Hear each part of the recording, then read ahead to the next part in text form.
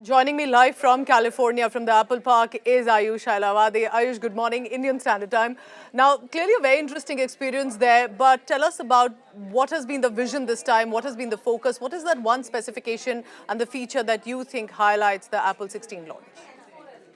It's like the interesting proverb, same, but different. On the outside, it might appear that some of these devices look the same.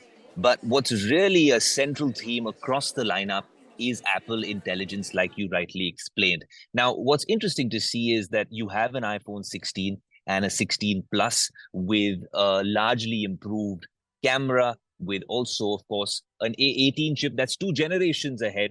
And then you also have this new camera control, which is a capacitive touch slider, which is now across all 4 iPhones, even the Pro models, which makes it like a pro camera in a lot of ways, right? You can double tap that and you get a bunch of features. We'll play out the visuals in a bit.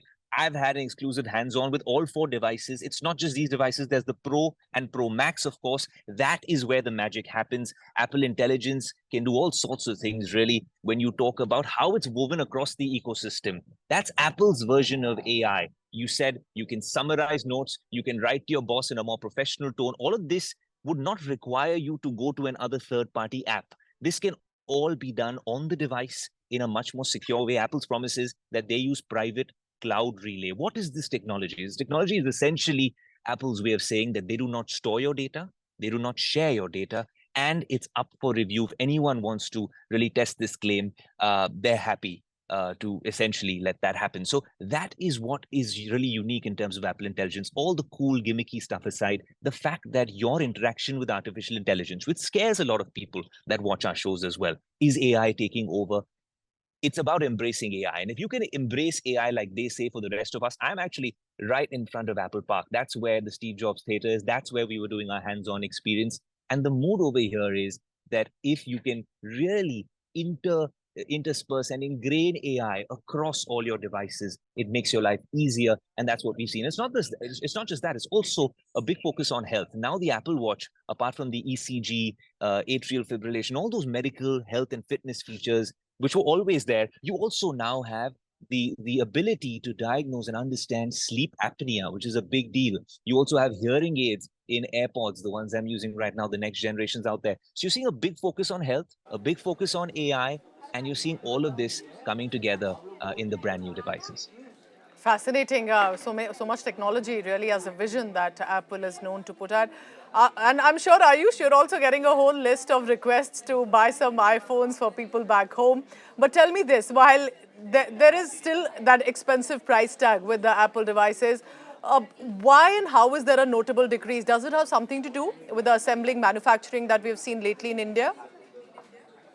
Look, I think that's our best bet, and I think that's a great statement to make for Make in India. If the iPhone Pro lineup is now 15,000 rupees cheaper with all those Pro features, I think it's also well timed with the fact that they are being made in India. And those made in India iPhones, mind you, are not just being sold in India. You're going to be seeing them all across the world with that Make in India badging. So it's a very proud moment for Make in India. And we can only hope that that cost comes down. Obviously, with the tax and duty structure, it's not going to be as inexpensive as buying it here. I'm sitting in front of an Apple store, and I'm sure it'll be much more reasonable to buy it from here or even in Dubai.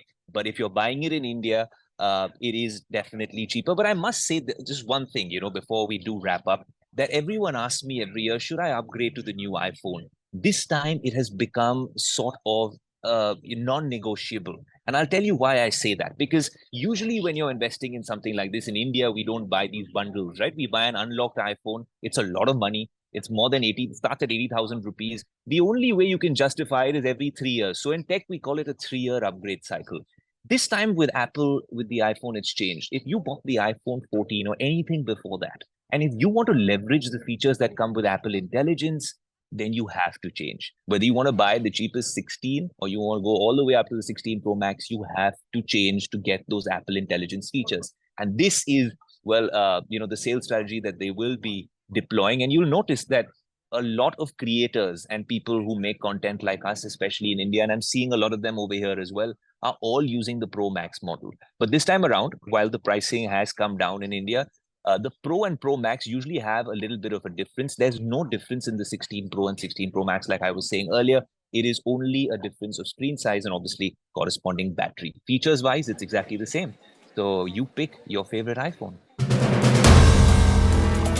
If you like the video, do like, comment, share and subscribe.